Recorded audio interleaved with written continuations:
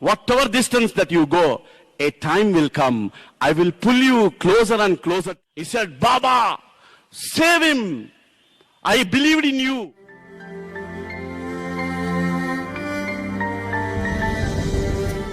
My father was the vice president of Bhajana Mandali those days in Chennai. And in our house, early morning Suprabhatam, Omkaram Suprabhatam, Nagar Sankirtan, Bhajans, and various other spiritual activities used to take place. And my father was the vice president of that, very famous Bhajan center those days. And I used to participate in all that. My parents told me, he is your guru and he is your God. And I had no option other than accepting it. And this Lord, we used to travel from Chennai and come to Prashanti Nilayam.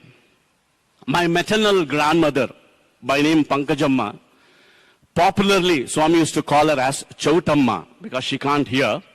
A group of devotees from Chennai, olden days, they all used to come. She was the main link for our entire family, a binding link with our sweet Lord. And we used to come from Chennai by train those days. I still vividly remember my young days. Get down in Penukonda. Take a jatkawala, that is horse-driven cart. Sit into that. And in Kacha road, dum, dum, dum, you will get many Shivalingams on your head, hitting on all the sides. And then finally reach Bukapatnam. And reload yourself in another vehicle, bullock cart. And there on bullock cart, ladies, children and luggage. And men used to push the bullock cart because the bullock cart needs to cross the Chitravati river. That's the only way. And even today that road remains. So they used to push the bullock cart and finally we reach Prashanti Nilayam, the abode of peace. That was a fantastic pilgrimage those days. With lot of discomfort, there was joy, excitement, piousness, yearning, craving to see that sweet Lord. Great pilgrimage. But we never used to think about all that. But we reached Prashanti Nilayam. And for your information, those days, whenever people come to Prashanti Nilayam, very difficult to come, so they can't come like today. They come in the morning and get back in the evening, which was not possible those days. So they used to come, stay for at least a week, fortnight. Sometimes some people stay for a month or more. And we used to frequent Prashanti Nilayam from Chennai. And we used to get good number of interviews from Bhagwan Baba. Those days the tradition, please remember, if you want to leave Prashanti Nilayam after staying, Swami knows on each and every soul that comes to Prashanti Nilayam, you want to leave without his divine blessings and permission, you cannot.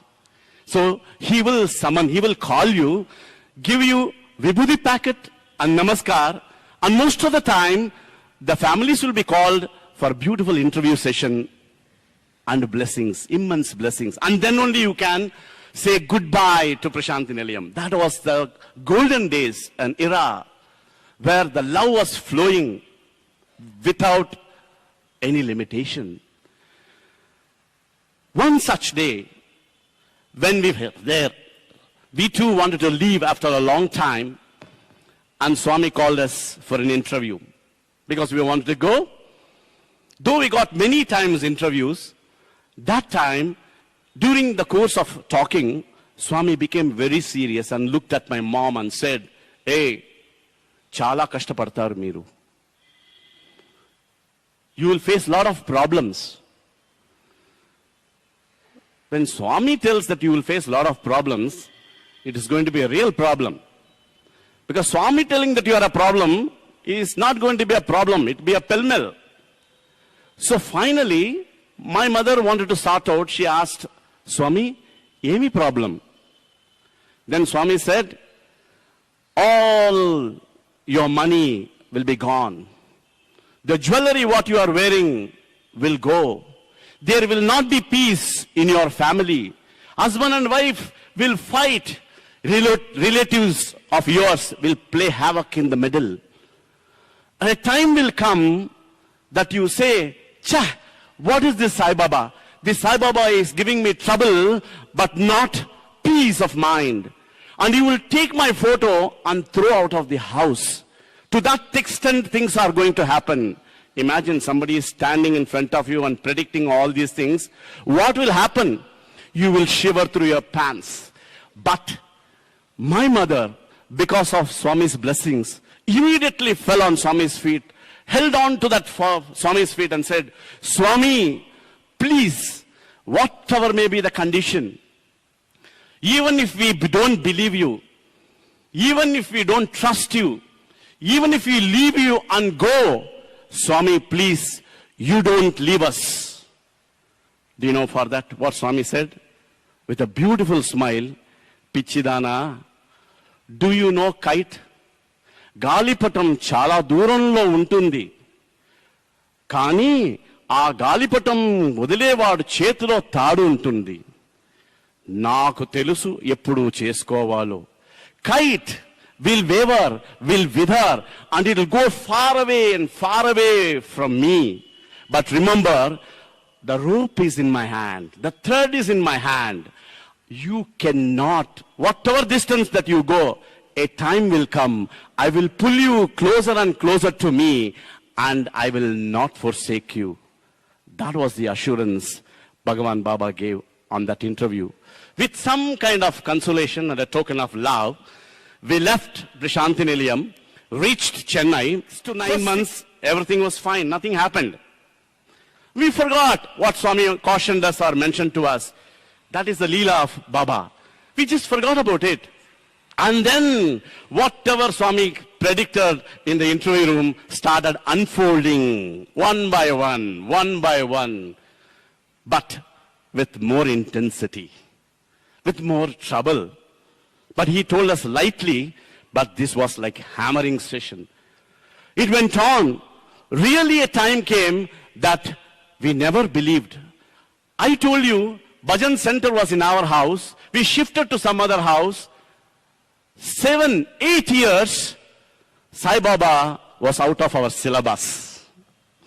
He was never there in our mind, in our heart. We never thought of him. But only trouble and all the trouble, more and more trouble, only trouble. Trouble troubled us. In that trouble, we never thought of anything else, but immersed ourselves in trouble. After 8 years, suddenly, I developed some health problem. I used to get chest pain. I felt that maybe some cramp or some muscle catch or pull or something of that kind. The intensity of the pain, quite often when it was repeating, it became more and more. Then, 1 month, it was very, very bad, very intense. And that time, when the pain was more, I was profusely sweating as if I had a bath. All my clothes were drenched. My left hand slowly became weak and numbness. And I could not breathe because any small movement gives me excruciating pain, like 1,000 needles are pricking.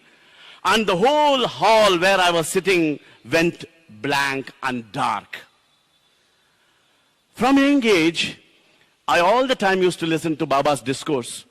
And Baba all the time was telling, how you live is not important. How you leave the body is very important. How you die is very important. So that flashed in my mind, and I knew, damn it, my time is up. I have to pack up. So immediately, I saw in that hall, day-to-day calendar will be there. Every day you tear, that calendar. What was that God there? Our Kula Devatam. That is Lord Venkateshwara. Picture was there. I knew it is all done. And I saw that picture and I told my dad, get me the picture and I'm going. Get me the picture, I am going. My father panicked. Tension, confusion. Everybody in the house screaming, shouting, whatnot. The only son, because they had one elder son, he was no more. So they didn't want me also to go. So that was their condition. My father ran to the altar. And in 1951, Swami created a photograph for my father, and that was just lying in the altar. He picked that photograph that day, rushed and put it on my chest. He said, Baba, save him. I believed in you. Don't take away my son. And he bashed on my chest. That second, I could breathe nicely. And then slowly, light started. That means from that Lord Venkateshwara, I could see his creation too, slowly and slowly. And then they gave me water. By then, I was seeing my avatar.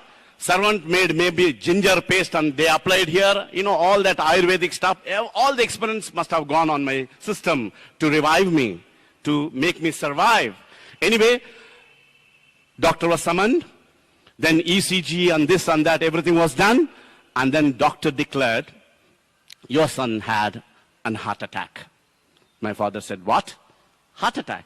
He's just 14, 15 years. How can he get heart attack? He said, no, sir. 1 in 10,000 cases this happened, and your son is that one case. Oh, we all thought, gone case. So what is the next thing to do now? Immediately my dad and my mom and my sister, we all decided, pack up. Pack up where? Back to square one. Journey to Prashanti Nilayam. After 8 long years, he was with me as an excuse, started pulling me back and pulling entire family back to his lotus feet. And there when we came, as usual, you know, the mischievous, sweet little Krishna ignored us as if we are first-timers. Hey, who are you? Know that kind of stuff. He used to regularly take up letter from my mother asking for an interview.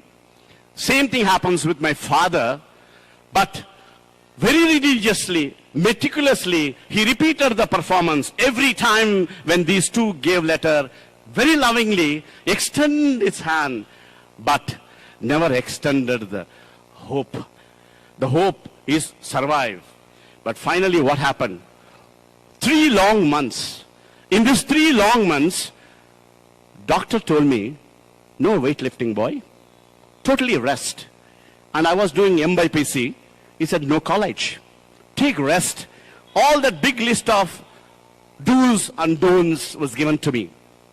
And then finally, that time, I was watering the entire Prashanti Nilayam with one gentleman by name Basant, who looked after Sai Gita, elephant Sai Gita. I used to help him.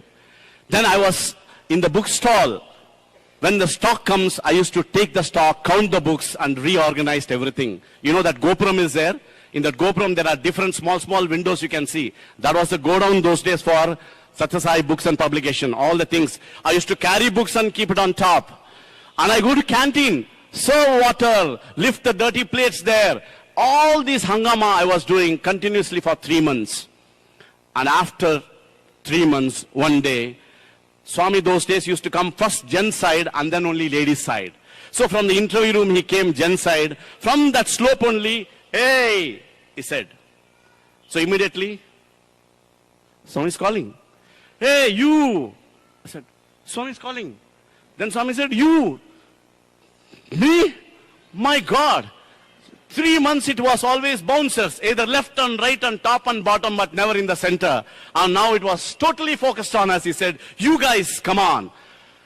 Full of enthusiasm and love and that, excitement. We rushed. We left Swami here, not bothered. We don't know to whom we are going to talk. We just left Swami and started running towards the interview room.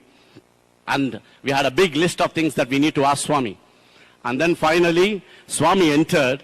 And then first thing Swami said, Pendli, Pendli, Pendli. I said, what is Pendli? Then Swami said, my sister should get married. And Swami told me, you must study. And then finally, I joined here, 77, as my brother Ariharan told. I completed my intermediate here. And then Swami used to tell me, I'm going to start a university in Prashanti Nilayam. Anybody interested in joining? I used to raise hand. And 18 boys were selected. And we were there in Prashanti Nilayam as a first batch, completed BCom, completed MCom as first batch, and I also applied for PhD.